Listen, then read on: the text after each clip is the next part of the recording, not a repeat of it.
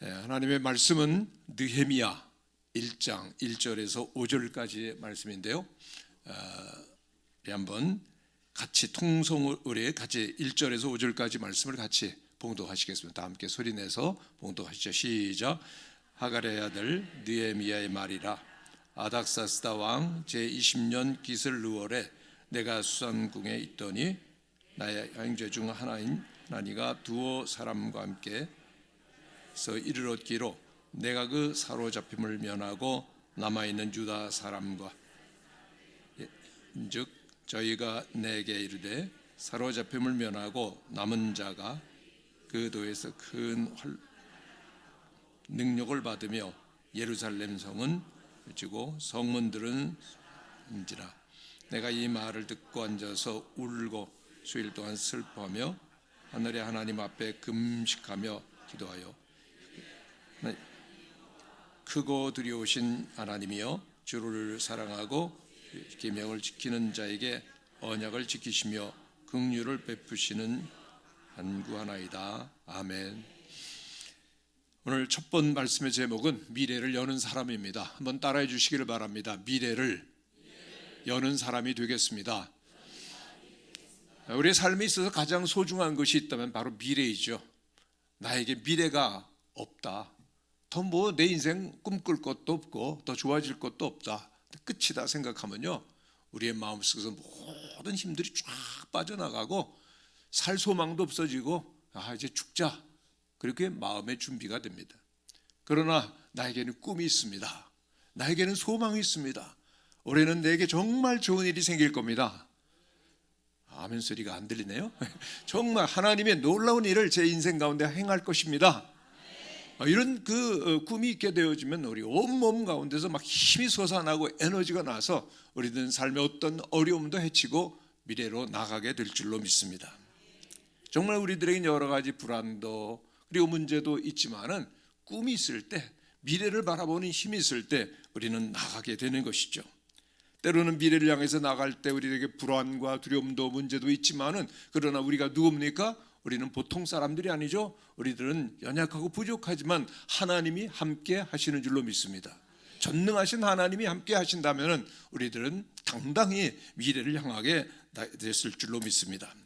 한 젊은 목사님이 목회를 하시다가 보면 정말 어려운 일도 많이 있습니다. 근데 그 마음에 여러 가지 문제들이 쌓이면은 그 스트레스를 풀어야 되잖아요. 그 스트레스를 푸는 방법으로 운전을 좋아하셨습니다. 근데 생각해 보세요. 운전을 하는데 천천히 운전하면 그 스트레스가 풀릴까요? 빨리 하면 스트레스가 풀릴까요?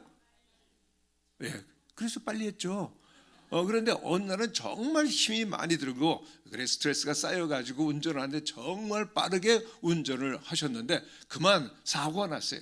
아주 전속력으로 달리다가 확 뒤집혀가지고요, 딱 그 큰 사고가 났는데 나 죽는구나, 목사님 생각이 나셨어요.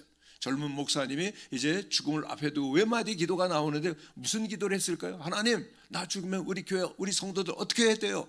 그럼 멋진 기도를 드렸으면 얼마나 좋았겠습니까? 이 목사님께서 하나님, 나 죽으면 우리 아내 그리고 우리 애들 어떻게 돼? 그렇게 기도를 했습니다. 좀 싸하긴 하지만은 그렇죠? 그런데 또 이해는 되잖아요. 젊은 목사님으로 그런 기도를 드린 것이. 그런데 하나님께서는 성경에도 보고 우리가 경험한 바에 의하면은 굉장히 하나님께서는 때로는 유머러스하기도 하고요. 그리고 핵심을 팍 찌르실 때가 있는데 하나님께서 그 기도를 들으시고 이렇게 응답을 하셨답니다. 얘야, 내가 없는 게 뭐가 문제니? 내가 없는 게 문제지? 젊은 목사님은 나 없으면 우리 애들 어떻게 되나, 우리 가족 어떻게 되나 생각을 했는데 사실 문제는 전능하신 하나님이 함께 계신다면 반드시 우리에게 미래가 열리게 될 줄로 믿습니다. 아멘. 그렇습니다. 하나님과 함께하는 것, 하나님이 계시다면 우리는 언제나 길이 있는 것이죠. 오늘 우리가 살아가는 동안에 정말 여러 가지 많은 어려움도 있고 문제도 있고 가정적으로 또 직장이나 그리고 사업적으로 또 국내 여러 가지 문제들 생각하면 얼마나 어려운 문제들이 많은지 모릅니다. 그래서 힘들어요, 어려워요, 안 될 것 같아요, 이렇게 말하는 분들이 얼마나 우리들 주변에 많은지 모릅니다. 그러나 아니에요. 우리에게 미래가 있습니다. 우리가 한번 해봅시다 하면 됩니다. 하면 소리가 안 나오네요. 우리 하면 됩니다. 해봅시다. 이런 그 지도자가 있다면 우리는 그를 따르게 될 것입니다. 바로 그런 지도자가 오늘 본문에 나오는 느헤미야입니다. 한번 따라해 주시길 바랍니다. 느헤미야. 느헤미야는 정말 그 역사적으로 어려웠을 때 그 민족을 이끌고 미래를 향해서 나갔던 사람인데요. 당시 그런 역사적인 배경을 잠시 말씀드리면 그 이스라엘 백성들은 하나님의 백성들 아닙니까? 하나님을 경건하게, 하나님을 순종하며 하나님을 예배하며 살아야 되는 민족인데, 이들은 정말 때때로는 하나님을 마음 아프게 하고 하나님 멀리 가고 우상을 섬길 때가 많이 있었습니다. 하나님께서 선지자들 보내셔서 경고하고 또 경고하고 경고했는데도 듣지 않았고 불순종했을 때 하나님께서 여러 가지로 심판하시다가 마지막에는 이스라엘 나라를 완전히 멸망하게 하셨어요. 그래서 바벨론의 포로가 돼서 70년이나 저들은 고통하면서, 그리고 또한 어려운 시절을 보내면서 하나님 앞에 돌아오는 겁니다. 하나님, 저희들이 정말 잘못했습니다. 하나님께 저희들이 정말 믿음을 지키지 못했던 것을 회개합니다. 그리고 하나님 앞에 울부짖고 기도했을 때 하나님께서 70년 만에 다시금 그들을 예루살렘으로 돌아오게 하셨습니다. 할렐루야. 그들이 제일 먼저 했었던 것이 무엇이겠습니까? 우리 민족이 이러같이 어려운 당했던 것은 하나님께 우리들 불순종하고 하나님을 예배하지 않았기 때문이지. 그래서 그들은 먼저 하나님께 예배드릴 수 있는 성전을 짓고, 그들이 살아야 될 집을 짓고, 그리고 외적들로부터 방어하기 위해서 성벽을 쌓고, 그리고 새 역사를 시작해 나가려고 하는 때, 그때 모함이 들어옵니다. 그래서 왕에게 모함이 들어가는데, 왕이시여, 이 민족들은 언제나 반역을 하기를 힘쓰던 민족입니다. 그대로 놔두고 번성하게 놔두면 반드시 반역을 할 겁니다. 말이 들어보니까는 말이 되잖아요. 그래서 군대들을 풀어가지고 모든 성벽을 다 무너뜨리고 성문은 불타버리고 그 가옥들은 다 그 잿더미가 됐을 때 이스라엘 백성들이 기가 막힌 겁니다. 우리에겐 이제는 미래가 없다. 이제는 우리에게 장래가 없다. 우리 어떻게 살 것이냐? 절망하고 낙심했을 때 느헤미야가 총독으로 예루살렘 부임을 했습니다. 그는 지도자 중에 주다 여자였습니다. 그리고 모든 절망하고 낙심한 그 백성들에게 말을 하는 겁니다. 여러분, 우리가 일어납시다. 우리가 마음을 하나가 돼서 나가면 얼마든지 이 어려운 문제를 해치고 극복할 수가 있습니다. 그랬더니요, 정말 그 모든 백성들의 마음이 딱 모아지더니 그들이 역사를 시작하는데요, 성경을 보면 놀랍게도요 52일이라고 한 짧은 시일 내에 모든 성벽을 쌓고 그리고 새로운 그 이스라엘의 역사를 시작하게 되었습니다. 할렐루야. 근데 그게 우리하고 무슨 상관이 있지? 그런 생각을 하실지 모르지만은 이스라엘 백성들은 그 역사 속에서 하나님께서 약속하신 메시아가 나타나게 되죠. 그래서 오늘 우리들에게 구원의 역사를 주신 예수 그리스도, 그 민족에게 나타난 구원의 역사가 계속해서 이루어져서 오늘 우리에게까지 영향을 미치는 겁니다. 그렇기 때문에 이 역사는 구원의 역사고 새로운 미래를 여는 가장 중요한 역사의 한 정점이었던 것이죠. 오늘 우리들도 정말 여러 가지 많은 어려움과 문제가 있지만은 우리 가정에서, 우리 직장에서, 세상 속에서, 또한 우리가 정말 교회를 섬기면 나아갈 때 여러 가지 어려움들이 있지만은 그것을 해치고 나아갈 수 있는 그런 길들을 찾는데, 우리에게도 그러한 미래를 여는 하나님의 사람이 되는 역량과 그리고 또한 믿음이 필요한 줄로 믿습니다.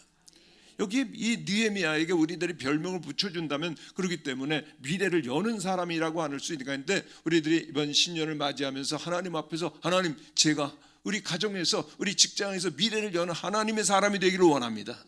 우리가 교회 안에서도 또 어디를 가든지 미래를 여는 사람이 되기를 원합니다. 그리고 나가려고 하면 우리에게 과연 무엇이 필요하겠습니까? 그걸 말씀드리기를 원하는데요, 미래를 여는 하나님의 사람이 되기를 원하신다면 첫째로 나에게 열려 있으셔야 됩니다. 여러분, 가슴에 손을 얹고 한번 저를 따라해 주시기를 바랍니다. 저를 따라해 주시겠습니까? 가슴에 손을 얹고 나에게 열려 있어야 됩니다. 그렇습니다. 아무리 상황이 어렵고 힘든 일이 있다 할지라도 포기하지 아니하고 자기의 가능성을 믿는 사람에게는 언제나 길이 열리게 됩니다. 할렐루야. 근데 제가 이렇게 말씀드리면, 목사님, 그건 좀 그 어폐가 있는 말이 아닙니까? 우리들이 연약하고 부족한 사람인데 어떻게 나를 믿으라고 하는 겁니까? 맞아요. 우리들은 연약하고 부족해요. 허물도 많아요. 넘어지기도 많이 하고 실패도 많이 해요. 그렇지만은 우리는 연약하지만 우리와 함께 하시는 하나님은 전능하신 줄로 믿습니다. 그렇습니다. 나는 연약하지만 전능하신 하나님 안에 있는 나를 몸으로 말미암아 내게 열려 있을 수 있다면 우리에겐 반드시 새해에도 그리고 앞으로도 위대한 미래가 열리게 될 줄로 믿습니다. 다시 말씀드리면은 우리의 영적인 자아상이 분명해야 된다는 겁니다. 나는 누구입니까? 나는 연약하고 부족하지만 나는 전능하신 하나님 안에 있기 때문에 나에게 열려 있을 수가 있고, 그리고 또한 나를 통해서 하나님 위대한 일을 시작하실 수 있는 줄로 믿습니다. 제가 한 가지 좀 질문을 드려보겠습니다. 세상에 많은 사람들이 있는데요, 하나님께서 정말 소중히 여기시고 기대하시는 한 사람이 있는데 누굽니까? 아무도 대답을 하니까 썰렁하네요. 정말 하나님께서 사랑하시고 존귀하게 여기시고 앞으로 위대한 역사를 이루어 나가는데 귀중하게 쓰실 사람이 있는데 누굽니까? 이제 대답을 하시네요. 예. 그래요. 많은 사람들이 있지만 하나님께서 나를 한 사람이 있는 것처럼 소중하게 여기시는 줄로 믿습니다. 내가 없다면 온 우주와 세상에 무슨 의미가 있겠어요? 하나님 나를 통해서 올해도 새 일을 이루어가기를 원하시는 줄로 믿습니다. 많은 가정이 있는데도 질문 한 가지 드릴게요. 많은 가정이 있지만 정말 사랑과 행복이 넘치는 가정은 어떤 가정입니까? 대답을 잘 안 하시는 것 같은데요. 그래요. 옆에 있는 가정이 아무리 행복하고 좋은 가정이 돼도 여러분 그 집에 가서 살 수 있어요? 아예 문 열고 들어오지도 못하게 하는 겁니다. 우리들이 살 수 있는 가정은 오직 우리의 가족이 함께 사는 우리의 행복한 가정인 줄로 믿습니다. 그리고 또 많은 교회들이 있는데요, 하나님께서 앞으로 정말 큰 부흥을 이루시고 놀라운 역사를 이루실 교회가 있는데 어느 교회입니까? 안 들립니다. 제 귀에는요. 앞으로 하나님께서 정말 큰 부흥을 이루시고 놀라운 역사를 이루실 교회가 있는데 어느 교회요? 그리고 하나님께서 정말 사랑하시고 큰 일을 이루시기를 위해서 준비하시고 오늘까지 함께 하시고 역사를 이루신 목사님이 계신데 어느 목사님이십니까? 저는 오늘 김창근 목사를 여기 왔는데요. 그래요. 우리들이 정말 교회 함께 할 수 있고, 그리고 따를 수 있는 목사님은 한 분이고, 또 우리들이 교회가 온 세상에 많은 교회가 있지만 우리들에게 주신 교회가 하나님께서 정말 우리에게 복된 교회로 주신 줄로 믿습니다. 저는 아들만 둘입니다. 별로 불쌍히 여기시지 않으시는 것 같은데 아들들이 정말 그러나 사랑이 많은 그런 아들인데요, 첫째 아들이 어느 날 고등학교 2학년 때 오더니 무릎을 딱 꿇어요. 그러더니 엄마 아빠 소원이 있어요. 그런데 뭐냐 그랬더니 아빠의 뒤를 잇겠다는 겁니다. 뭐가 되겠다는 거죠? 목사님이 되겠다는 겁니다. 그런데 목사님이 되겠다고 그러는데도 제 마음이 행복하지는 않았어요. 왜 이렇게 어렵고 힘들고 외롭고 거친 길을 걷고자 하느냐? 그런 마음이 들어서 무거운 짐이 오는 것 같아서 그 아들에게 질문해 봤습니다. 목회자로서 꼭 가져야 될 소명의식, 하나님 부르셨다라고 한 믿음, 이런 것들이 필요하거든요. 그래서 다 물어봤는데 고등학교 2학년 학생임에도 불구하고 얼마나 그 소명의식이 분명한지 흔들림이 없는 겁니다. 마음에 깊은 감동이 되고 은혜가 됐습니다. 그래, 너 그렇게 믿음이 그렇게 확고하고 그리고 흔들리지 않는다면 아빠 엄마는 널 위해서 모든 것을 다 해줄 거야. 널 위해서 끊임없이 기도해 줄 거야. 그런데 그 다음부터요 변화가 생겼습니다. 그전엔 그런 일이 없었는데 아들이 있는 곳에는 빛이 번쩍 나는 거예요. 진짜예요 여러분요. 그리고 그때 그 아들이 청소년 성가대에서 찬양을 하고 있었는데 그 다음부터는요 찬양을 하면은 다른 애들 소리는 안 들리고 우리 애만 소리만 들리는 거예요. 왜 그럴까요? 내 아들이니까. 맞아요, 내 아들이니까 엄마가 그건 잘하는 거죠. 그리고 또 그 다음에 둘째 아들 얘기를 하는데 그 전에 저희 집 가정 가훈을 말씀드리겠습니다. 저희 집 가훈은 뭔가 하면요, 천국 가는데 지장 없으면 뭐든지 해라. 이건 저희 얼마나 좋은 그 가훈인지 모릅니다. 저희 집 가정은요 얼마나 행복한지 몰라요. 여러분, 천국 가는데 지장 없으셔야 됩니다. 아멘. 천국 가는데 지장 없고 믿음 생활 잘하면요 너 알아서 해. 그러니까 저희 집 가정이 얼마나 행복하겠습니까? 행복하게 우리가 서로 사랑하고 또 시간 남으면 먹을 것도 잘 먹고 막 행복한 가정이에요. 별로 좋아하지 않으시는 것 같아요. 그런데 그러다 보니까 저희 둘째 아들이 먹는 것도 좋아하고 막 그러더니 살이 막 찌기 시작하더니 100kg가 넘었어요. 고등학교 들어가던 100kg가 넘었어요. 왜 이렇게 이상하게 보세요? 눈에 넣어도 아프지 않을 정도 귀여운 우리 아들인데요. 근데 문제는 이 아들이 뭐 천국 가는데 지장 없으면 뭐든지 해라 그러고서는 저희들은 가서 숙제했니 이런 공부 잘하니 성적 이런 거 안 물어보거든요. 그러니까는 공부도 안 하는 겁니다. 고등학교 3학년이 됐는데 숙제도 안 해가는 거예요. 그 걱정이 돼가지고 한번 물어봤죠. 야, 너 숙제도 안 내주니? 숙제 안 해가니? 그랬더니 씩 웃으면서 가서 몇 대 맞으면 되는데요, 그러는 거예요. 아주 쉬워요. 해결이 너무나 편안한 겁니다. 근데 저희 집 가훈이 뭐라고요? 천국 가는데 죄 없으면 뭐든지 해라. 그러니까 내버려 뒀죠. 그래도 얘가 공부 안 해서 이건 뭘 하나 그랬는데 고등학교 3학년 딱 되더니 오더니 무릎을 꿇는 겁니다. 학기 초에. 그랬더니 아빠 엄마 저 소원이 있어요. 그래요. 뭐냐? 그랬더니 저 드럼 치고 싶어요. 그러는 거예요. 저희 집 가훈이 뭐죠? 왜 천국 가는데 죄 없으면 뭐든지 해라 그랬죠. 그랬더니 이 아들이 그래도 목회자 아들로서 마음에 아빠 생각하고 뭐 교회 장로님 생각하고 그러는 겁니다. 우리 교회 장로님들이 목사들이 드럼 친다고 뭐라고 그러시지 않을까요? 아니야, 우리 장로님들 얼마나 훌륭하고 좋으신데 쳐 그랬더니 너무 행복해가지고 교회 선배로부터 막 열심히 배웠습니다. 그러다가 이제 여름 수련회가 됐는데 그때 사정이 생겨서 교회 안에서 여름 수련을 하게 됐는데 그 가르쳐 주던 선배가 문제가 생겨가지고 있어서 이제 드럼을 그때 못 치게 됐어요. 그래서 저희 아들이 100kg가 넘는 아들이 전 교인이 보는 앞에서 데뷔를 하게 된 거예요. 얼마나 멋있었는데 드럼대 100kg 넘는 저희 아들이 딱 앉아. 저기 드럼대가 있네요. 전 드럼대부터 오늘 처음 찾았어요. 저기 숨어 있네, 근데 그렇죠? 그런데 그 100kg 되는 아들이 딱 앉았는데 얼마나 멋있던지요. 그 전에는 없던 일이 생겼는데요. 빛이 번쩍번쩍 나는 거예요. 거기 누가 앉아 있죠? 제 아들이 앉아 있어요. 그리고 그 다음부터는요, 정말 우리의 마음속에 감동과 힘과 은혜를 주는 악기가 생겼는데 뭘까요? 말 악기시네요, 여러분들이요. 오늘 찬양하는데 정말 은혜롭게 찬양 잘 인도해 주셨습니다만은 그러나 드럼 소리가 둥둥둥 우리 영혼과 마음과 심령을 흔들어 주지 않았다면 그렇게 은혜가 됐을까요? 아니죠. 예. 저는 정말 그 다음부터는 드럼이 은혜가 되는 거예요. 찬양 테이블 들으면 그 전에는 찬양 가사를 중심으로 은혜를 받았는데 요즘은 다릅니다. 무슨 소리 들을까요? 드럼 소리. 와, 정말 드럼 기가 막히게 은혜롭게 치네. 그러면서 은혜를 받는 거예요. 근데 제가 그러다가 야, 김 목사 너 왜 그러냐? 아니 왜 아들이 있는 거에 빛이 나고 그리고 아들이 하는 건 다 좋아 보이니? 딱 떠오르는데 단어가 아빠예요. 아빠. 맞아. 아빠는 아들이 있는 곳은 그렇게 빛이 나고 아들이 하는 것은 다 좋아 보이는구나. 그러다 갑자기 제가 하나님 생각이 나는 거예요. 하나님 아빠. 아버지께서는 지금 저를 어떻게 보실까? 여러분 오늘 이 자리가 좀 빛나 보이지 않으세요? 여러분 별로 그렇게 인정을 안 하신 것 같은데 여러분 인정 안 하셔도 하나님 저 오늘요 나는 저 큰빛교회 와서 말씀 전하는데 어떠세요? 하나님 그러시게 빛이 나는구나. 오늘 빛이 나는구나. 열심히 해라 그러실 거예요.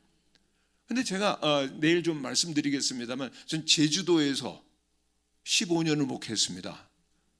놀라지도 않으시네요. 15년 목회하고 또 서울 그 왕십리에 있는 무학교에서 25년 목회하고 2019년도 말에 은퇴를 했습니다.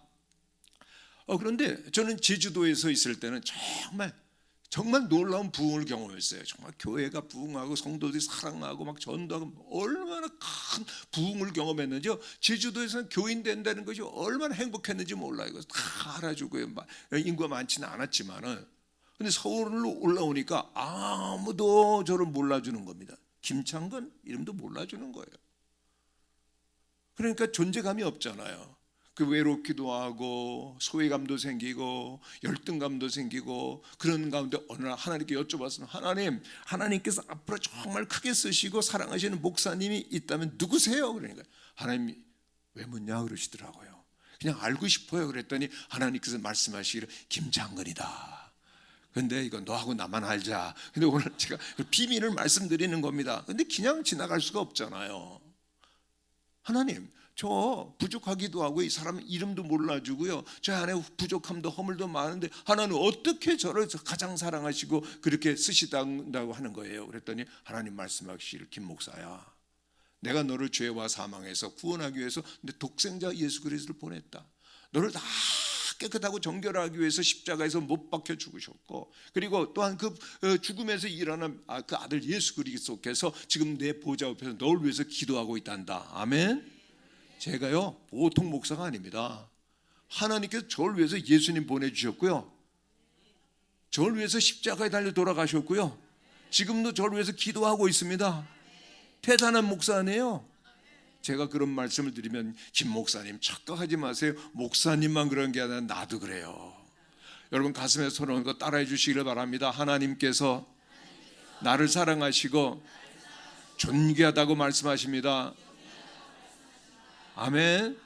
여러분 절대로 잊으시면 안 됩니다. 여러분들은 여러분 스스로를 때로는 너무나 작고 부족하게 여기실지 모르지만 하나님은 여러분 한 사람밖에 없는 것처럼 여러분을 지금도 사랑하심을 믿으시기를 간절히 바랍니다. 그것을 알 때만 우리들은 세상에 여러 가지 어려운 시험과 문제가 있어도 꿋꿋하게 지고 나가면서 미래를 여는 하나님의 사람이 되는 줄로 믿습니다.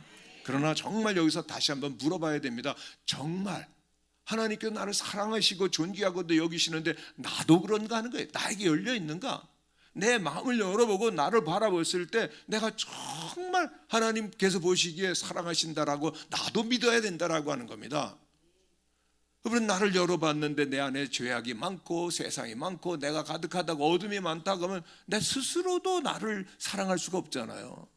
그런데 하나님께서 왜 나를 위해서 예수 그리스도를 보내주셨는가? 나의 모든 죄악들 다 사해 주시고 우리를 깨끗하기 위해서 하나님의 자녀로 만드시기 위해서 예수 그리스도를 보내주신 줄로 믿습니다. 그런데 교회에 다니는 분들 가운데 이 사실을 잊어버리고 그냥 많은 사람들이 가는 대로 갈 때가 많이 있습니다. 누가복음 16장 13장에 보면 어떤 사람이 예수님께 여쭤봤습니다. 주님, 구원받는 사람이 적습니까? 그랬어요. 왜요? 예수님을 이 땅에 오셔서 많은 병자들도 고치고 많은 일을 하실 때 구름대와 같은 많은 무리들이 따라다녔거든요. 그런데 마태복음 5장에 보면 제자들이 예수님이 계신 산 위로 올라왔어요. 제자들이 예수님이 사랑하시는 제자들이에요. 근데 예수님께서 산상순 5장, 6장, 7장을 말씀하시면서 마지막에 그러셨습니다. 그 제자들을 보고요. 얘들아, 정말 주의해서 들으라. 멸망으로 향하는 문은 크고 그 길이 넓어서 가는 사람이 많구나. 생명으로 인도하는 문은 길이 협착하고 문이 좁아서 가는 사람이 적구나. 그리고 선지자 이름으로 일을 하고 그리고 또한 귀신을 내쫓고 그리고 그 능력을 행한다 할지라도 나는 너를 모른다고 할 수도 있다라고 하는 말씀을 들었을 때 한 사람이 정말 질문을 하게 된 겁니다. 예수님은 왜 말씀하실까? 예수님을 사랑해서 따라다니는데. 그래서 예수님, 구원받을 자가 적은 겁니까? 물었습니다. 그때 예수님께서 누가복음 13장에 보면 이렇게 말씀하셨습니다. 좁은 문으로 들어가기를 힘쓰라. 들어가기를 힘써도 들어가지 못하는 자가 많으니라 그랬어요. 오늘날 교회 다니는 사람들, 나는 크리스찬이라고 하는 사람들이 많이 있을 수 있지만은 그러나 그들 모두가 다 구원받으면 얼마나 좋겠어요. 그러나 예수님께서 말씀을 심히 염려하면서 좁은 문으로 들어가기 힘쓰라. 우리가 예수 믿고 구원받는 것 정말 나는 구원받았습니다. 그렇지만 구원 이후에 우리들이 날마다 좁은 문으로 들어가기 힘써야 되는 줄로 믿습니다. 아멘이십니까? 천국은 침노하는 자의 것이라고 그랬어요. 우리가 열심히 주님을 따라가고 그리고 주님을 늘 의지하며 나를 모든 죄에서 그 구원하여 주신 그 모든 십자가의 공로를 믿고 나가는 십자가 군사가 되어질 때만 우리들은 승리하게 될 줄로 믿습니다. 우리들의 나 죄가 있어요. 하나님 영광 이룰 수가 없습니다. 그러나 예수 그리스도께서 십자가에서 피 흘려 돌아가셨는데 그 십자가 피 공로를 의지하고 십자가 든든히 붙들고 나가는 사람이 우리 가운데 마음속에 예수님을 모실 수가 있고 그리고 나를 바라볼 때 와, 주님 나를 사랑하시네 고백할 수 있는 줄로 믿습니다. 이번 우리 부흥성회를 통해서 하나님은 나를 정말로 그리스도 예수 안에 십자가의 보혈로 사하시고 나를 깨끗게 하셨다라고 믿음 가지시고 주님과 함께 가는 하나님이 사랑하시고 존귀하게 여기시는 우리 모든 성도님들이 되시기를 간절히 축원합니다. 그렇습니다. 여러분 하나님 사랑하십니다. 아멘이십니까? 하나님 사랑하시는데 여러분들을 사랑하시기 위해서 예수님 십자가에서 피 흘려 돌아가시고 보배 피를 흘리시는 놀라운 대가 지불하신 겁니다. 그렇기 때문에 우리는 날마다 십자가 붙들고 주님 따라가야 될 줄로 믿습니다. 십자가 놓치면 안 되는 거예요. 예수 그리스도의 보혈을 힘입을 때 주님께서 우리의 모든 지나간 죄를 간과하시고 우리를 의롭다고 말씀하여 주시는 줄로 믿습니다. 근데 교회를 와도 덜렁덜렁 다니고 십자가 예수님 안 바라보고 따라다닌다면 우리 넓은 길로 멸망의 길로 가는 거죠. 이번 성회를 때 다시 한번 예수 그리스도와 함께 십자가 붙들고 나가는 우리 모든 성도님들, 그리고 하나님 보실 때 내가 너를 사랑하노라, 귀중히 여기노라 인정하실 수 있는 모든 성도님들 되시기를 간절히 축원합니다. 여러분, 단체 사진 찍으면 누구부터 보십니까? 갑자기 너무 어려운 거 제가 여쭤봤나요? 예, 단체 사진 보시면은 여러분 누구부터 보세요? 똑같은 우리 무학교 성도들하고요. 그래요. 정말 나를 딱 봤는데 내가 눈을 감았어요. 내가 안 나왔어요. 저는 그 사진 찢어버립니다. 내가 안 나왔으니까. 근데 정말 다른 사람들은 아무리 정말 좀 안 나온 것 같아도 내가 활짝 웃고 잘 나왔으면 그 사진은 길이 보존합니다. 무슨 말이에요? 세상 사람들이 아무리 행복하고 잘 나가는 것 같아도 내가 우울해요. 내가 마음속에 나는 죄인인데, 나는 정말로 정말 보잘것없는데, 그런 생각을 하면요 세상 우울하고 회색빛이 되는 겁니다. 그러나 그리스도 예수께서 나를 위해서 십자가에 달려 돌아가시고 내 모든 죄를 하나님 깨끗하게 씻기셨어. 난 할렐루야 하나님의 사람이야. 그리고 나를 바라보며 기뻐하게 되어질 때 세상이 아무리 힘들고 어려워도 주님께서 나와 함께 계심으로 말미암아 미래를 여는 주의 백성이 되는 줄로 믿습니다. 그렇습니다. 오늘 우리들이 하나님이 날 사랑하셔. 늘 십자가 군병되어서 주님 가운데 나가는 우리 모든 성도님들 되시기를 간절히 바랍니다. 그랬던 사람이 바로 느헤미야입니다. 느헤미야는 바벨론 포로 1세였었던 하가랴의 아들이에요. 그 바벨론의 포로로 이제 이 느헤미야는 태어났었던 바벨론 포로 2세이죠. 그럼 바벨론 포로 2세에게 무슨 미래가 있었겠어요? 흙수저입니다. 그러나 이 느헤미야에게는 정말 중요한 유산이 있었는데, 부모님으로부터 부여받은 이 물려받은 귀한 하나님을 향한 믿음, 정말 그 귀한 믿음과 더불어서 하나님 앞에 성실하고 열심히 살았을 때 그는 존귀한 자가 되어서 오늘 말씀 가운데 그 수산궁에 있었는데, 수산궁에서도 그 제국을 움직여 나가는 왕을 보호자 하는 최고의 높은 자리로 올라간 겁니다. 하나님을 바라보며 하나님을 향한 믿음을 가지고 나갈 때 하나님께서는 우리에게 올해도 미래를 여는 귀한 축복을 허락하여 주실 것을 믿는 성도들이 되시기를 바랍니다. 민수기 14장 28절에 보면 하나님께서 말씀하셨으면 내 귀에 들린 대로 내가 행하리라. 한번 따라 하시기를 바랍니다. 내 귀에 들린 대로 내가 행하리라. 우리가 말하는 거 정말 중요하게 생각해야 됩니다. 난 못났는데요, 나에게 미래가 없는데 난 끝났어요. 그럼 하나님 그대로 들으시고 그대로 행해 주시는 거예요. 그러나 나에게는 하나님이 계십니다. 하나님이 나와 함께 계십니다. 나에게는 미래가 있습니다. 우리 교회는 미래가 있습니다. 우리 가정은 미래가 있습니다. 그럴 때 하나님은 그 기도를 들으시고 놀라운 길을 열어주실 걸 믿고 하나님 안에서 새로운 미래를 여는 우리 모든 성도님들 되시기를 간절히 축원합니다. 두 번째로 정말 미래를 열기를 원하신다면요, 이웃을 향해서 열려 있으셔야 됩니다. 한번 따라해 주시기를 바랍니다. 이웃을 향해서 마음이 열려 있어야 됩니다. 느헤미야는 수산궁에 살고 있었습니다.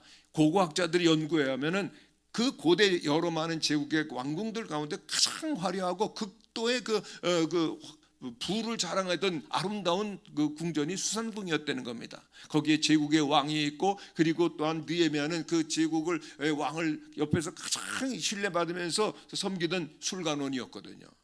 제국을 움직이는 여러 대신들과 여러 각국의 정상들이 와서 회의를 할 때 정말 거기에서도 가장 중요한 위치를 느헤미야는 차지하고 있었으면 부족할 것이 없어요. 그러나 그의 마음속에는 근심이 있습니다. 오늘 말씀 가운데 보면은 그는 며칠 동안 슬퍼하고 눈물을 흘렸어요. 왜요? 자기는 그렇게 부하고 부여롭고 권세가 있는지는 모르지만은 소식을 들어보니까 고국에 있는 예루살렘에 있는 동족들이 다 성이 무너지고 성문은 불타버리고 집들은 다 잿더미가 되어서 슬퍼한다고 하니까 마음에 기쁨이 없는 거, 행복이 없는 겁니다. 왜요? 그의 마음은 이웃을 향해서, 동족을 향해서 열려 있었기 때문인 것입니다. 그렇습니다. 정말 민족을 사랑했기 때문에 그는 민족을 향하여 아픔을 함께 나누고 고통을 나누는 사람이었던 것이죠. 하나님이 누구에게 미래를 열어주시는가? 나를 사랑하고 나가 존귀하다. 그러나 자기밖에 모른다면 하나님께서 그에게 더 이상 미래를 안 열어주십니다. 그러나 이웃을 향해서 마음이 열려져 있고 넓어진 사람에게는 하나님께 복을 주시죠. 미국의 최고 명문 학교 가운데 하나가 필립스 아카데미라고 하는, 여러분 인터넷 쳐보면 나옵니다. 근데 이 학교에서는 미국을 명실공히 움직여 나가는 정치, 경제, 학계, 예술계 수많은 지도자들이 일어나서 미국을 움직여 나가는 거예요. 최고의 수재들이 이곳에 와서 열심히 공부를 하고 그리고 이런 미국의 가장 뛰어난 인재들로 이렇게 장성하게 되는데 그 학교의 이념이 뭔가 하면요, 라틴어로는 non self입니다. 영어로 하면 not for self, 우리말로 하면은 나를 위해서가 아니네요. 미국에서 가장 공부 잘하는 애들이 와가지고 막 열심히 공부하는데 왜 공부를 해? 내가 1등하고 내가 최고가 되고 내가 돈 많이 벌고 내가 성공해서 나는 으뜸이 갈 거야? 아닙니다. 나 왜 여기서 열심히 공부하느냐? 나보다 어렵고 힘든 우리 이웃들을 위해서, not for self, 나를 위해서가 아니라 다른 사람들을 위해서 열심히 공부하니까, 열심히 노력하니까 거기에서 미국을 움직여가는 브레인들이, 거기 대단한 지도자들이 나온다는 겁니다. 성도 여러분, 남양주 우리 큰빛교회 모든 성도님들 가정에서도 정말 세계를 움직여 나가는 위대한 지도자들이 일어나게 되기를 축원합니다. 그러기 위해서 필요한 것은 그들에게 믿음이 필요하고 그리고 사랑의 마음이 있어야 되는 겁니다. 박노해 시인이 오늘을 다르게라고 하는 시 가운데서 이렇게 얘기를 했어요. 나쁜 사람은 어떤 사람일까? 나쁜 사람이고 좋은 사람이 있는데 나쁜 사람은 어떤 사람이냐? 나쁜 사람은 나뿐인 사람입니다 라고 노래를 했어요. 한번 따라 하시기를 바랍니다. 나쁜 사람은 나뿐인 사람입니다. 공부도 잘하고 성공도 하고 똑똑하고 인물도 좋고 그런데 자기밖에 몰라요. 그런 사람은 나쁜 사람이 되는 겁니다. 하나님께서는 누구에게 미래를 열어주시는가? 정말 이웃을 향해서, 세상을 향해서 열려져 있는 사람, 정말 교회 가운데 많은 교회가 있지만 이웃을 향해서 그리고 또한 세상을 향해서 복음을 전하게 열려있는 그러한 교회를 하나님은 복 주실 줄로 믿습니다. 오늘 저녁에 식사 대접하신 장로님께서 자제분이 지금 외국에 나가서 단기 선교한다는 말씀을 들었을 때 마음이 뜨겁더라고요. 와, 이 남양주 큰빛교회는 나눌 수 있고 그리고 세상을 향해 열려있는 교회구나. 할렐루야. 하나님 놀라운 일을 행하실 줄로 믿습니다. 저는 내일 말씀드리겠습니다만은 굉장히 오랫동안 방황하다 갑자기 은혜 받고 그리고 신학교에 간 돌탕 전도사였습니다. 돌탕 아시죠? 돌아온 탕자 전도사님들이 모여 있는데 같이 저희들이 친구가 돼가지고 열심히 기도도 하고 그랬었는데 그 중에 한 친구가 꿈이 컸습니다. 돌탕 전도사들도 꿈은 커가지고 은혜도 많이 받았고 그래가지고 세계로 움직여가는 영적인 지도자가 되겠다. 그리고 신학교를 졸업하자마자 미국으로 갔어요. 미국 동부에 프린스턴이라고 하는 신학교가 있는데 그 바로 옆에서 목회를 시작했습니다. 목회를 하고 근데 교회가 어려워가지고 교회를 나오게 됐어요. 근데 이 친구는 정말 특이하게도 목회 어려움을 당하면은 자꾸만 서부로 가는 데마다 계속 어려워가지고 교회를 나오는 그런 어려운 일을 당하게 되는데 맨 마지막에는 더 이상 갈 수 없는 어디까지 갔을까요? LA까지 갔습니다. LA 밖은 대서양안이잖아요. 그러니까 갈 데도 없는데 그 LA에서도 그만 목회가 어려워서 교회를 나오게 됐어요. 정말 은혜 받고 정말 성령 충만한 그런 목사님 이셨지만은 그러나 어려움을 당하니까 자살하고 싶더래요. 죽고 싶더라는 거예요. 그래서 그냥 그 하이웨이에 가가지고 큰 트럭이 오면은 그 운전대를 쫙 바꿔가지고 차 바퀴로 들어가면 나 그 인생 끝날 텐데 그랬는데요. 성령께서 집으로 가라. 집으로 온 적이 많았다는 거예요. 얼마나 어려운지 몰라요. 그런데요, 이 사모님은 한국에서 의대를 나오셨어요. 그리고 미국에 가셔서 신학도 공부하고 상담학도 공부하고 심리학도 공부해가지고요. 그 LA에서 아주 뛰어난 상담 전문가가 되시고 그리고 인기 강사가 되셨어요. 그래서 매스컴을 타게 된 겁니다. 여기 형제분들 계시는데 한번 대답해 보세요. 나는 막 죽쓰고 막 삶은 어려운데 아내는 막 뜨고 잘 나가면은 살고 싶어요? 안 살고 싶어요? 아무 대답도 안 하시네요, 여러분. 내가 살고 싶지 않더래요. 그래가지고 사모님한테 여보 나랑 이혼하자 3번이나 얘기를 했답니다. 근데 이 사모님이 대단하세요. 아니야 여보 꼭 살아줘. 그래서 살아드렸답니다. 그런데요 얼마나 사정이 그 삶이 어려웠겠어요. 하루는 LA 그 집에 있는데 정말 마음이 막 답답하고 쪼여오는데 그러다 보니까 막 지붕도 막 이렇게 막 내려오는 것 같고 벽도 쪼여 있는 것 같고 막 견딜 수가 없어서 막 뛰쳐나간 겁니다. 팍 뛰쳐나가니까는 그 LA 캄캄한 그 밤하늘을 바라보면서 우두커니 서 있는데 그때 고등학교 1학년 된 아들이 있는데 아빠 아빠 그러면서 막 뛰어나오는 거예요. 왜요? 아빠. 보통 때도 이게 정상이 아닌 거 알잖아요. 느낌 아니까. 그런데 막 뛰쳐나가니까 아빠가 염려가 돼가지고 아빠 그러고 막 튀어나오는 거예요. 근데 이 목사님이 아들을 보면서 마음이 무너졌습니다. 아들을 안고서, 아들 미안하다. 내가 정말 너를 사랑하고 우리 가족 사랑하는데 내가 해줄 게 없구나. 정말 미안하다. 그러고선 아들을 안고서 막 울어버렸어요. 그 아들도 아빠를 안고 막 우는 거예요. 그 다음 날부터 이 집에 변화가 생겼는데 아빠에게 변화가 생긴 게 아니라 아들에게 변화가 왔습니다. 아들이 공부를 하는데 그때 성적이 중간 정도였습니다. 밑바닥을 기던 우리 아들에 비하면 얼마나 대단한 성적입니까? 그런데도 공부를 열심히 하더니 고등학교 3학년 졸업할 때요, 미국 전체 졸업생 중에서 성적 상위 0.01%. 여러분들 놀라질 않으시네요. 미국의 전체 명문 대학을 골라서 갈 수 있는 최고의 성적이 된 겁니다. 그래서 LA에 있는 가장 좋은 그런 대학에 들어가게 됐죠. 정말 삶이 어렵고 힘든 그런 여건 속에서 모처럼 정말 이 잔치날이 된 겁니다. 그래서 입학식을 마치고 이제 나오는데 문득 그 이제 레스토랑에 가서 맛있는 음식 먹고 그리고 축하하고 그리고 이제 나오는데 아빠가 그날 밤이 생각이 나는 거예요. 그날 밤 기억나시죠? 안고 울었던 그날 이후로 아들 변화됐잖아요. 알잖아요. 그래서 아들에게 물었습니다. 아들, 너 그때부터 공부 열심히 한 것 같은데 너 왜 그렇게 그때부터 열심히 공부했니? 그랬어요. 그랬더니 아들이 씩 웃으면서 하는 말이 아빠 믿고는 못 살 것 같아가지고요.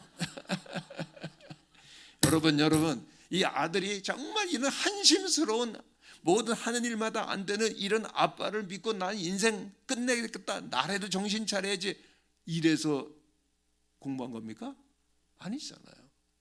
정말 아빠를 안고 그 함께 우는 그때 아빠는 날 사랑해. 그리고 우리 가족을 사랑해. 나도 아빠 사랑하고 가족을 사랑하는데 내가 뭘 해도 할까?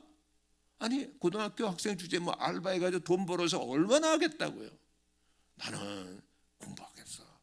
그래서 그렇게 사랑으로 공부를 하면서 그 가정이 그렇게 일어났다고요. 그리고 또 목회길도 열려지면서 그 목사님이 한국에 나와가지고 좀처럼 식사를 안 사시는 분인데 저한테 식사를 사주면서 간증한 내용입니다. 사랑이 있는 곳에는 기적이 있는 줄로 믿습니다. 하나님이 역사하시는 줄로 믿습니다.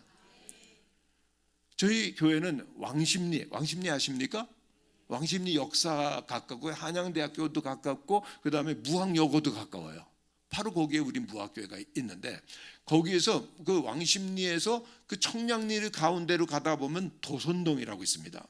도선동은 어떤 동네인가 하면요, 전국에 있는 육고기를 보급하는 곳이에요. 그래서 거기 그 근처 가면은요 고기들이 굉장히 싸고 좋은 질들이 많은데 거기에 우리 교회 장로님 말고 다른 교회 장로님이 거기서 음식점을 하는데 음식이 얼마나 기가 막히게 맛있는지 몰라요.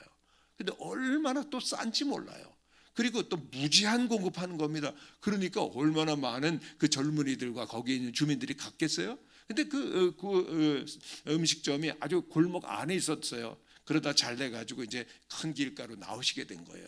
근데 마침 그때 우리 시찰에 있는 여러 교회들이 모이면 목사님 장로님들이 모여서 그 교회에서 예배를 드리고 그리고 그 식당에 가서 그리고 식사를 하게 된 거예요. 그런데 음식 정말 맛있더라고요. 근데 제가 거기 이제 처음 가면은 꽃들도 있고 꽃에다가 이렇게 꽃말도 달죠. 그래 안 그래요? 축하합니다. 복을 빕니다. 그랬는데 제가 그 말을 보고선 빵 터졌어요. 뭐라고 써 있는가 하면요, 돈 세다 잠들게 하소서. 장로님 사업장인데요, 돈 세다 잠들게 하소. 와, 이거 끝내준다.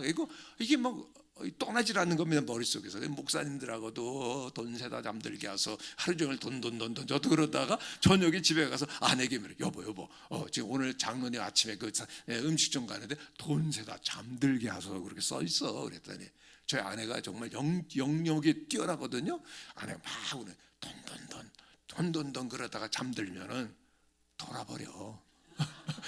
그럼 어떻게 해? 그랬더니 사랑하다 잠들어야지. 왜 말이 되는 것 같아. 그렇죠? 그래가지고 제가 우리 그 다음 주 청년들한테 설교 때 이 얘기를 했더니 청년들이 막 좋아하더라고요. 여러분 주무실 때 어떻게 주무십니까? 집에서요. 남편이 아내 손잡고 여보 사랑해 잘 자 그러고 주무시죠? 대답이 없으시네. 성경적으로 하셔야죠. 여러분 여기 형제분들 계시는데 한번 따라 하시기를 바랍니다. 여보 사랑해 잘 자. 그러고 자면 잠이 얼마나 행복하겠어요. 사랑하며 잠들게 되시기를 바랍니다. 여러분 오늘 오신 분들은 전부 숙제 드린 겁니다. 아멘 안 하시네 정말요. 다시 한번, 이게 굉장히 어려운 겁니다. 사실은 쉬운 것 같아도요. 한번 따라 하시기를 바랍니다. 여보 사랑해 잘 자. 얼마나 이게 하셔야 돼요 여러분요. 제가 싸움 붙이는 것 같아서 좀 죄송한데 아니 하셔야 돼요. 이제 이거는 순종하셔야 됩니다. 아멘. 순종이 제사보다 낫다고요. 정말 하나님께서는 내 이웃을 내 몸처럼 사랑하라고 그러셨잖아요. 그래서 정말 사랑하고 그럴 때 기적이 일어나는 거죠. 그렇습니다. 오늘도 아무리 냉혹하고 힘들고 어려운 그런 생활 속에서 산다 할지라도 여러분의 가족은 천국이 되시기를 바랍니다. 우리 아들들이 그러더라고요. 아빠 엄마 우리 가정은 천국 같아. 천국 가면 꼭 우리 집 같을 거야. 아멘. 그러셔야죠. 그래야 우리 애들이 천국을 사모하게 되고 그리고 믿음 생활할 거 아닙니까? 맨날 박 터지게 싸우시면은요 교회를 나오다가도 안 나올 수도 있는 겁니다. 그러므로 절대로 사랑하시고 절대로 천국 가는 데 지장 없도록 행복한 가정을 이루시는 여러분들 되시기를 바랍니다. 사랑이 있는 곳엔 기적이 있습니다. 왜요? 사랑이 있는 곳에 하나님이 계시고 하나님은 전능하시기 때문에 우리에게는 기적이 일어나게 되는 줄로 믿습니다. 죽음의 수용소라고 하는 책을 쓴 그런 빅터 프랭클이 있는데 꼭 읽어볼 만한 책이에요. 근데 이분은 정신과 의사시고 그리고 또한 박사님이신데 아우슈비츠 그 수용소에 죽음의 수용소에 갇히게 된 거죠. 근데 거기 딱 들어가 보니까 인간이 딱 두 종류로 나뉘는 겁니다. 아무리 죽음이 왔다 갔다 하고 가스실에 들어가야 되고 막 그런데도요 천사처럼 사는 사람이 있어요. 어려운데도 그냥 자기 먹을 것도 나눠주고 돌봐주고 사랑하는 성자의 삶을 사는 사람이 있는가 하면 돼지의 삶을 사는 사람이 있어요. 뺏어 먹고 혼자 살려고 그러고. 근데 그런 사람도 오래 못 살더라는 거예요. 사랑하며 도와주는 사람들이 거기서 마지막까지 살고 정말 우리의 삶이 의미 있어야 됩니다 라고 하는 것을 글을 쓴 것이 죽음의 수용소입니다. 보네퍼라고 하는 신학자가 우리 그리스도인들은 타자를 위한 존재라고 그랬어요. 나를 위한 존재가 아니라 이웃을 위한 존재라는 거예요. 예수님께서 우리를 구원하시기 위해 십자가에서 피 흘려 돌아가신 것처럼 우리도 이웃을 위해서 열려져 있을 때 하나님께서 우리의 가정을 우리의 심령을 복되게 하실 줄로 믿습니다. 우리 남양주 우리 컨벨교회가 이곳에 있으면서 정말 이름이 얼마나 좋아요. 큰 빛입니다. 이 어두운 지역에 정말 사랑과 구원의 큰 빛을 발하실 수 있게 되시기를 축원합니다. 지역에 어려운 사람 돌아보고 열방 가운데 주의 복음을 전하는 열려있는 이웃을 향해 세상을 향해 열려있는 교회 되시기를 바랍니다. 하나님께서 앞으로 정말 크게 부흥시키시고 놀랍게 쓰실 교회가 있는데 어느 교회입니까? 네. 큰빛 교회 가운데 정말 사랑이 많고 정말 하나님께서 귀중히 여기시는 분 누굽니까? 네. 조금 작아지셨어요. 근데 그래요. 정말 나를 향해서 열려있고 이웃을 향해서 열려있는 우리 모두가 되시기를 바랍니다. 한 가지 더 말씀드리면요, 정말 미래를 열려고 하면은 하늘을 열려있는, 하늘을 향해 열려 있어야 됩니다. 한번 따라해 주시기를 바랍니다. 하늘을 여는 사람이 되겠습니다. 여러분 문제가 많고 어려움이 있어요. 인생 살다가 보면 마치 파도가 밀려오는 거지. 여러 가지 시험도 걱정도 문제도 있지요.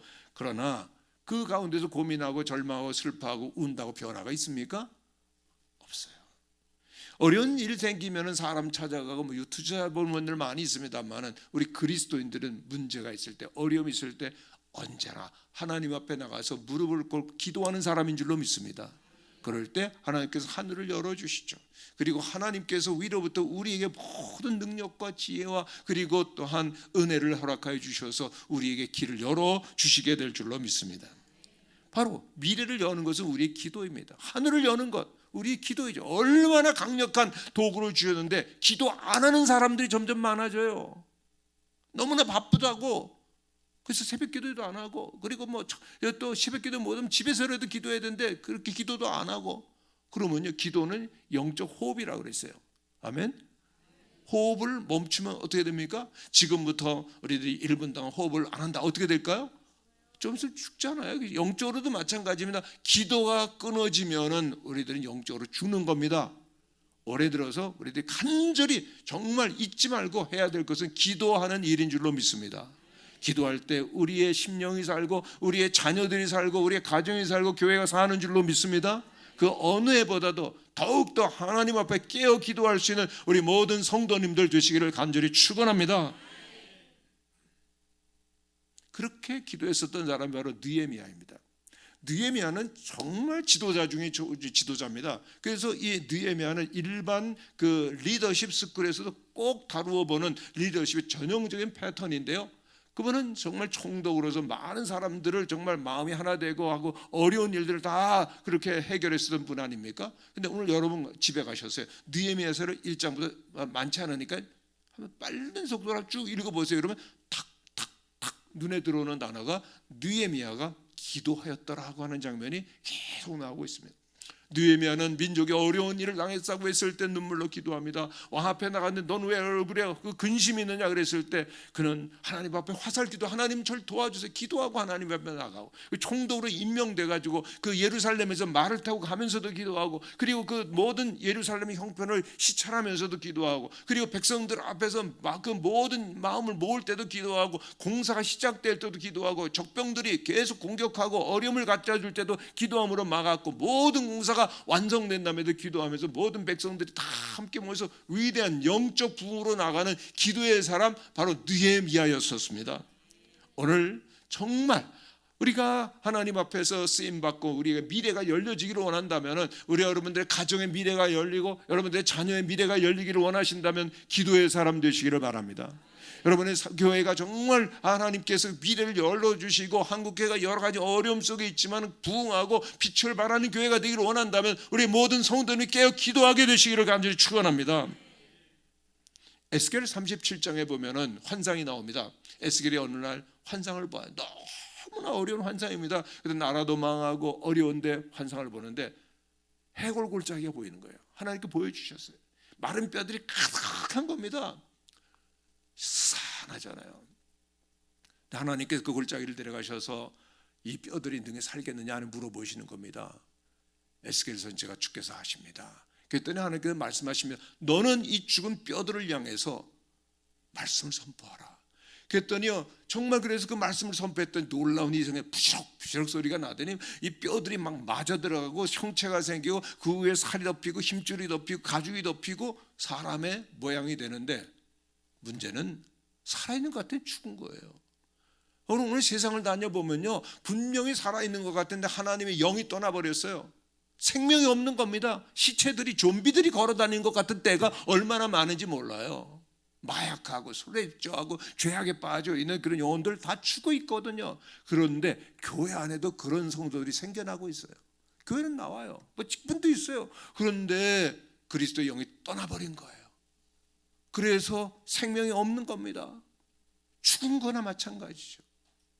정말 나는 우리들이 이 새해를 시작하면서 나는 영적으로 깨어있고 하나님의 영이 나와 함께 살아있는지를 확인해야 되는 줄로 믿습니다. 하나님께서 이 죽은 자들을 어떻게 할까요? 그때 하나님께 말씀하십니다. 이 죽은 자들에게 생기야 사방에서 들어가서 그 속에 들어가게 해라. 그렇게 말씀하라고 하니까 그렇게 그 말씀을 전했더니요 그 생명의 바람이 싹 불어오더니 그 죽은 자들에게 들어가니 그들이 일어서서 하나님의 큰 군대가 되었습니다. 할렐루야. 여러분 이 새해가 되어서 우리들이 해야 될 가장 중요한 일은 늘 하나님의 영으로 충만하게 공급을 받고 성령 충만한 하나님의 사람들이 되시기를 축원합니다. 하나님을 향한 사랑의 불길이 뜨겁게 타올라야 되는 거예요. 내 마음이 싸늘하게 타버렸는지 식어버렸는지 알잖아요. 이번 부흥성회를 통해서 하나님의 거룩한 성령의 불길이 여러분들의 심령과 가정 가운데 교회 가운데 활활 타오르게 되시기를 축원합니다. 그런데 에스겔 37장을 하나님이 보여주시기 전에 에스겔 36장에 아주 가장 중요한 말씀을 하시는데, 주 여호와께서 이같이 말씀하셨느니라 내가 그들의 수요를 양떼같이 많아지게 하리라. 할렐루야. 하나님께서 예언의 말씀, 약속의 말씀하시는 겁니다. 이스라엘 백성이 지금 죽은 것 같지만 그 이스라엘 백성들이 이제 크게 부흥해서 놀랍게 번성하고 왕성하게 된다는 겁니다. 이 약속의 말씀이 우리 남양주 큰빛교회도 올해 이루어지게 되시기를 바랍니다. 이곳에 죽은 영혼들이 다 어디로 와야 되죠? 큰빛교회로 오게 되시길 축원합니다. 하나님의 사람들 되시기를 바랍니다. 여러분들 사업도 여러분들 가정도 날마다 주님 안에서 형통하게 되시기를 축원합니다. 그런데 제가 한 가지 일부러 이 출애굽기 36장의 말씀 37절에 그 중간 부분을 쏙 빼놨어요. 그 뭔가면요, 주 여호와께서 이같이 말씀하셨느니라 내가 그들의 수요를 양떼같이 많아지게 하리라. 아멘. 그 중간에 뭐라고 되어 있는가 하면요, 그래도 이스라엘이 이루어주기를 내게 구하여야 할지니라. 하나님은 우리에게 우리 아버지시기 때문에 우리의 가장 좋은 복을 올해 예비하고 계신 줄로 믿습니다. 놀라운 부흥을 약속하여 주시는 줄로 믿습니다. 그러나 우리들이 할 일이 있어요. 하나님 부흥을 주시옵소서. 하나님 우리의 가정에 새로운 미래를 허락하여 주옵소서. 우리의 자녀들에게 미래를 허락하여 주시옵소서. 간구할 때 하나님 우리의 기도를 들으시고 우리에게 복을 주시는데 쌓아둘 것이 없을 정도로 풍성하게 주실 줄로 믿습니다. 그렇습니다. 우리들이 하나님을 믿고 하나님의 그 선하심을 믿는다면 우리들이 올해는 더욱더 깨어 기도하시는 가운데 놀라운 하나님의 복을 경험하시고 미래를 여는 축복이 있게 되시기를 간절히 축원합니다. 저는 청년 시절에 얼마나 방황했는지 모릅니다. 예수님 모르는 거는 뭐 그냥 기본이고요. 세상적으로 뭐 술 먹고 방탕하고 어둠에 살았던 어둠의 자식이었습니다. 그래서 제가 이제 하나님께 돌아오게 된 기회 중에 하나가 저는 신천에서 학교를 다녔었는데요. 어느 날 술 먹고, 죄송합니다, 예수 믿기 전입니다. 술 먹고 집에 가다가, 그때 화곡동에 살았어요. 그 김포공항이 있는데 그 가다가 집으로 가다가 그냥 그 다리에서 4.5톤 트럭에 오른쪽 무릎을 다쳤습니다. 와, 참 어마어마한 그 방위가 더 이렇게 떨어지는 것 같더라고요. 그래서 세브란스 병원에 입원해서 수술을 했는데, 그때 수술한 의사들이 하시는 얘기가 잘 되는 거면 수술은. 근데 워낙 크게 다쳐가지고 이 젊은이는 장애인이 될 거다.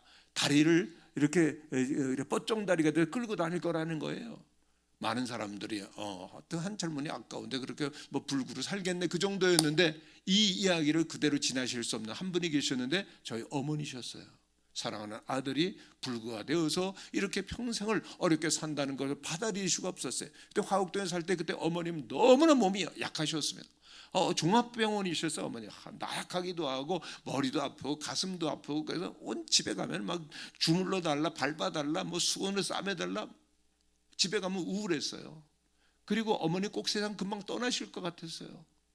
그런데 제가 그렇게 이제 그 불구가 될지도 모른다는 이야기를 들으시고 어머니께서 40일을 거기 개척교회에 있는 교회 2층에 있었던 교회 새벽을 깨우기로 작정을 하셨습니다. 저는 지금도 기억이 나요. 새벽이 되면 삐걱 문 열리는 소리, 그리고 힘든 발걸음을 끌으시면서 기도하시도록 그 가시던 모습. 40일이 지났는데요, 하나님께서 기도에 응답하셔서 저는 제대로 걷게 되었습니다. 그리고 지금까지도 잘 걷고, 그리고 또한 그 목회자로서 쓰임받는 것, 어머니의 눈물의 기도였습니다. 오늘도 눈물의 기도가 있는 것에 하나님께서는 응답하여 주시는 줄로 믿습니다. 정말 여러분 포기하지 마세요. 하나님은 전능하십니다. 우리의 기도를 기다리시는 줄로 믿습니다. 그리고 제가 2019년도 말에 은퇴를 했습니다. 여러분 은퇴해 보셨어요? 안 하셨으면 말하지 마세요.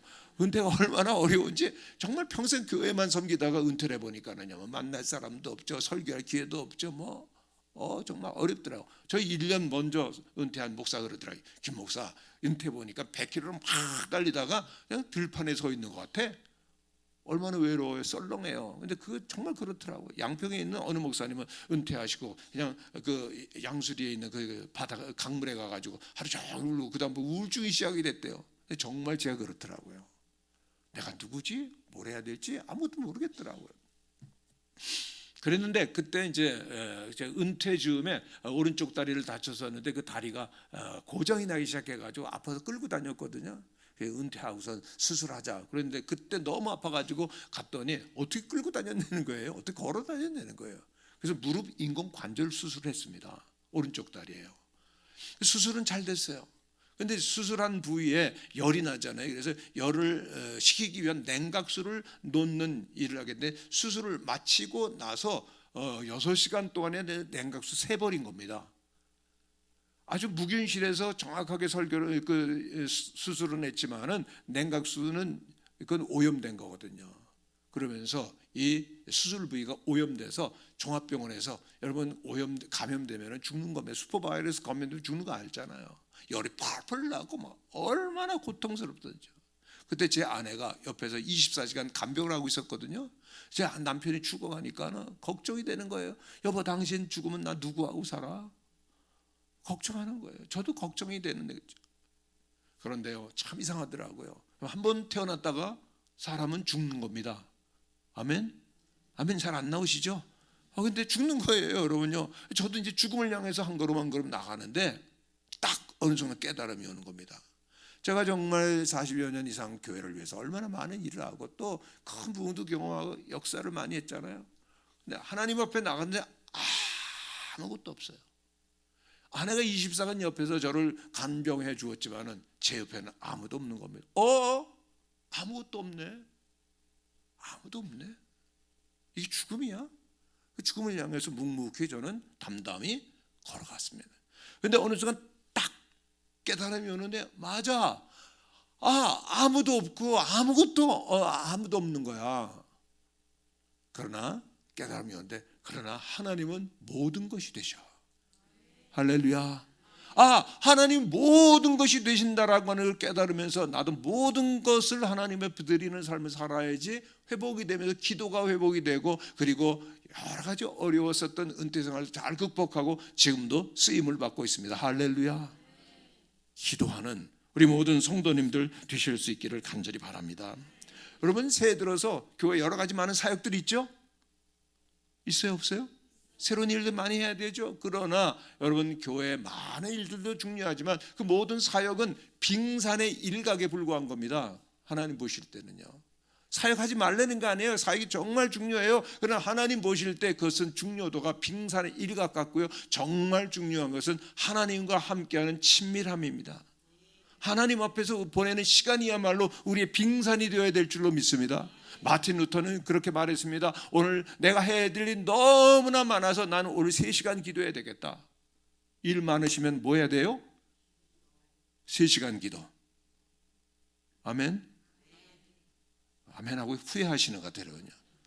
그래요. 정말 우리들이 일이 많아서 난 기도할 시간이 없어. 그럼 무슨 뜻이죠? 내 지혜와 내 수단과 방법을 하겠다. 일이 혹시 될지 몰라도 그것은 거품에 불과한 것입니다.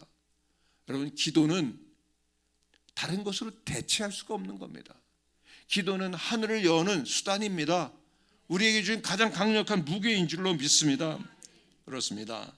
정말 요즘에 변화되지 않으면 죽는다. 시대가 얼마나 빠르게 변화되는지 모릅니다. 그래서 요즘 구호가 뭔가 하면요, change or die. 변화되든가 아니면 죽든가 그래요. 근데 우리 그리스도인들에게는 우리는 기도하든가 아니면 죽든가 둘 중에 하나입니다. 아멘. 새해를 맞이해서 여러분 미래를 열기를 원하십니까? 기도의 자리를 사모하면서 나오시기를 바랍니다. 새벽 나오시기를 축원합니다. 열심히 기도하시기를 바랍니다.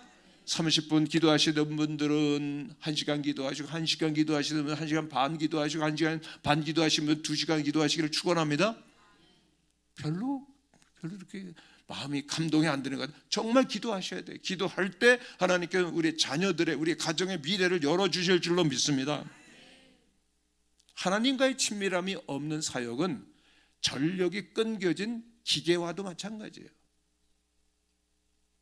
오늘 우리들에게 가장 중요한 일은 새해를 맞이하면서 미래를 여는 일인 줄로 믿습니다. 미래를 열기 위해서는 하나님의 도우심을 경험해야죠. 주님이 오실 때가 정말 가까이 되고 있어요. 세상 사람들도 말세라고 그러잖아요. 말세를 살아가는 게 쉬울까요? 어려울까요? 어렵죠. 그 어려운데 그 말세를 살아가는 통과하는 것은 하나님의 능력을 받아야 되는 줄로 믿습니다. 성령의 도우심이 없으면 불가능한 줄로 믿습니다. 그러므로 깨어 기도하시는, 그래서 우리 가정이 살고 우리 교회가 살고 나라 민족이 살고 열방을 살리는 우리 남양주 큰빛교회가 되시기를 간절히 축원합니다. 세계적인 암 전문의 원종수 박사님이 계십니다. 그런데 이 원종수 박사님은 어릴 때 굉장히 가난했어요. 힘들었어요. 근데 어머님이 대단한 믿음의 사람이었습니다. 가난한 사람 보면 꼭 도와줘라. 어려운 할머니 할아버지들 보면 꼭 도와드려라. 음식도 해드리고 옷도 입혀드리고 정말 사랑이 많으셨어요.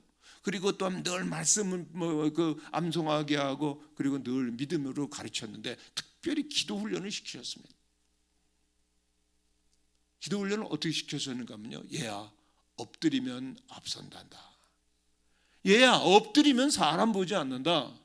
얘야 엎드리면 하나님이 일하신단다. 아멘이십니까? 한번 따라 하시기를 바랍니다. 엎드리면 사람 보지 않습니다. 엎드리면 앞섭니다. 엎드리면 하나님이 일하십니다. 아멘이십니까? 원종수 박사님 그렇게 기도 훈련 받으시고 암 전문의 수많은 사람들을 고쳤지만 생각해 보니까 그들을 아무리 고쳐도 또 죽는 거예요. 저들에겐 정말 영원한 하나님의 복음이 필요하구나. 그래서 저들을 위해서 복음 전도자라고 계시는데, 오늘 우리들이 어떤 모양으로 어떤 모습으로 어디에 있든지 하나님께서는 여러분들의 미래를 열어주시기를 원하시는 줄로 믿습니다. 이를 위하여 언제나 하셔야 될 것, 나에게 열려 있어야 됩니다. 예수 그리스도의 십자가의 보혈로 깨끗하게 씻김 받으시고 과거의 모든 죄를 다 도말해 주셨기 때문에 이제는 주님만 바라보고 나에게 열려 있는 성도님들 되시기를 축원합니다. 나만 아는 자가 아니라 우리 직장에서 우리 교회에서 가장 사랑 많은 자로 마음이 열려 있을 때, 그리고 무엇보다도 하나님께서 능력을 부어주실 수 있도록 늘 깨어 기도한다면 하나님께서 반드시 우리 올해에는 미래를 열어주시는 놀라운 축복과 부흥의 놀라운 응답을 하나님께서 허락하여 주시는 줄로 믿습니다. 내일 오실 때는 꼭 한 분과 함께 오시는 거 아시죠? 사랑하는 자녀들은 더욱더 좋고요. 또 우리 다른 분들과 함께 꼭 우리 오시는, 그래서 하나님과 함께 나가는 미래를 여는 우리 모든 성도님들 되시기를 간절히 축원합니다. 기도하겠습니다.